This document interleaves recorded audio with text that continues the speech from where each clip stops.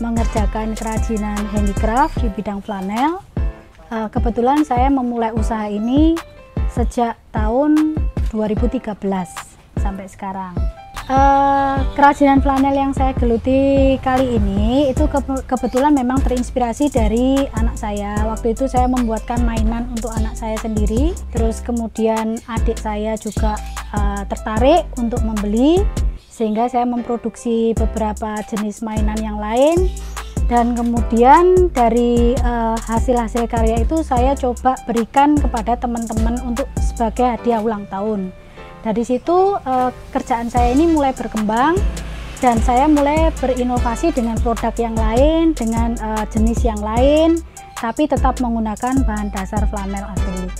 Kebetulan setiap ide yang saya dapat itu saya dapat dari lingkungan sekitar. Jadi memang saya mendapatkan ide dari contoh kalau buah dan sayur, saya memang pergi ke pasar, saya mendapatkan ide. Dari situ saya coba menuangkannya di gambar. Setelah itu saya akan mencobanya untuk dipola terlebih dahulu. Setelah pola saya akan mencoba di kain, apakah itu bentuknya sudah form atau belum, sudah bagus atau belum. Kalau belum ya saya akan coba untuk mengganti pola sampai sesuai dengan keinginan yang saya dapat. Setelah itu baru saya produksi secara massal. Kebetulan kain flanel ini bahannya gampang didapat. Kemudian untuk kain flanel sendiri saya lihat masih banyak orang yang menggunakan kain flanel ini belum terlalu banyak untuk segi jenis dan kreativitas yang kita bisa kembangkan di kain flanel. Kebetulan kalau untuk kain flanel sendiri untuk wilayah Jawa Tengah, Solo sekitarnya ini masih bagus, dan kebetulan saya juga upgrade untuk beberapa bahan jenis flanel yang memang saya dapatkan dari luar negeri. Jadi saya combine karena itu tadi kreativitasnya kan terus berkembang. Jadi saya perlu beberapa bahan yang memang saya dapatkan dari luar. Tapi kalau untuk bahan pokoknya flanel sendiri tidak ada masalah. Kalau untuk segmentasinya sendiri sih sebenarnya masih luas ya Bu. Cuman karena pengetahuan orang tentang flanel itu masih kurang, dan dalam arti pengertian flanel itu selalu identik dengan harga yang murah, padahal tidak begitu.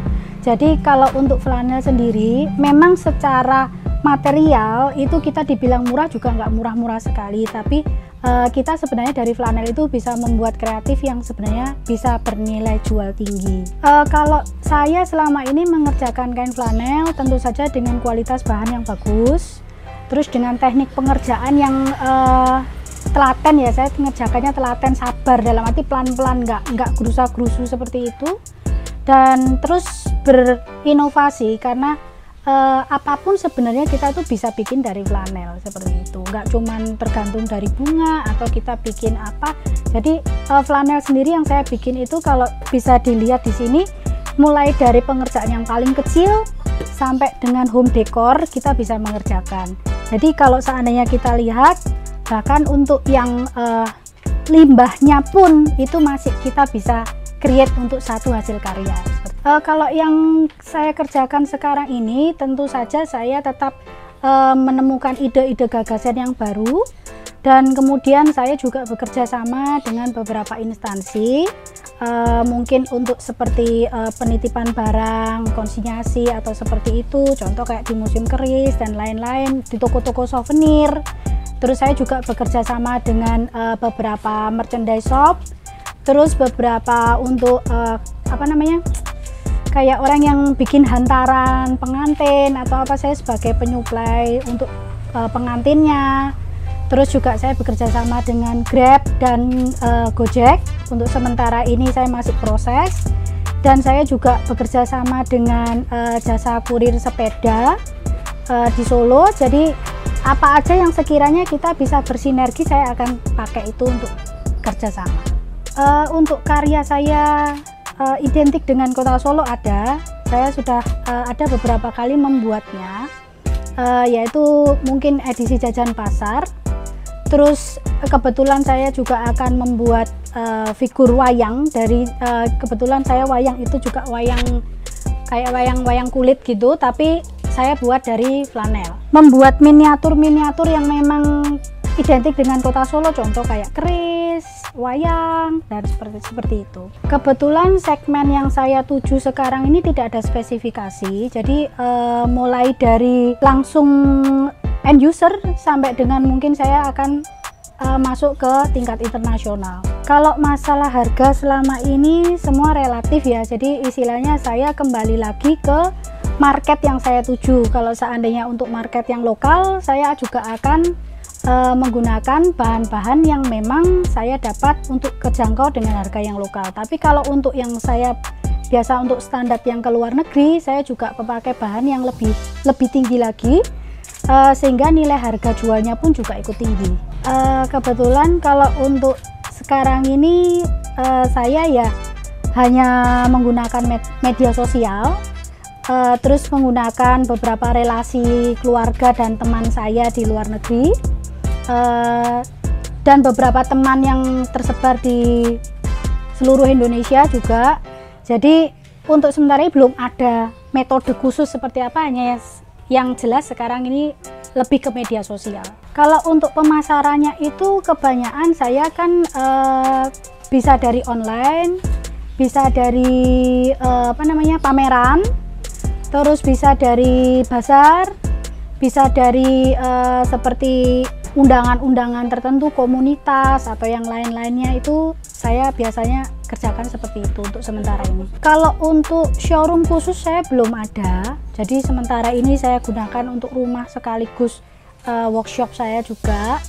Jadi biasanya langsung mereka lihat di Instagram ataupun di WA, habis itu mereka akan pesan dan saya proses pembuatannya seperti itu. Konsinyasi, ada beberapa konsinyasi yang saya terima, dalam arti kita ada kerjasama juga secara konsinyasi, tapi tidak semuanya seperti itu, karena bagaimanapun kita juga perlu perputaran untuk pembelian bahan. Kalau untuk SOP-nya sendiri ada ya, terus terang kan memang karena selama ini handicraft ini kan beda tangan, beda hasil seperti itu. Tapi dengan SOP yang saya terapkan itu biasanya saya akan meng-quality control sendiri. Waktu barang itu saya mau serahkan ke customer, saya akan QC sendiri. Sekiranya itu bisa diterima atau sesuai dengan standar saya atau tidak, itu biasanya saya sendiri yang QC. Kalau pegawai tetap selama pandemi ini kita nggak bisa bilang pegawai tetap ya Bu, karena selama pandemi ini mereka bekerja di rumah. Jadi saya sistem upahnya pun juga freelance. Tapi sebelum pandemi saya ada 5 orang yang bekerja. Dan kebetulan mereka adalah anak-anak lulusan SMK semua. Masalah itu berkaitan dengan omset itu pasti ada ya, pasti ada. Apalagi selama pandemi ini benar-benar sulit gitu ya. Sulitnya dalam arti begini, semua orang pasti akan memprioritaskan kebutuhan pokok. Dan hasil karya saya ini bukan termasuk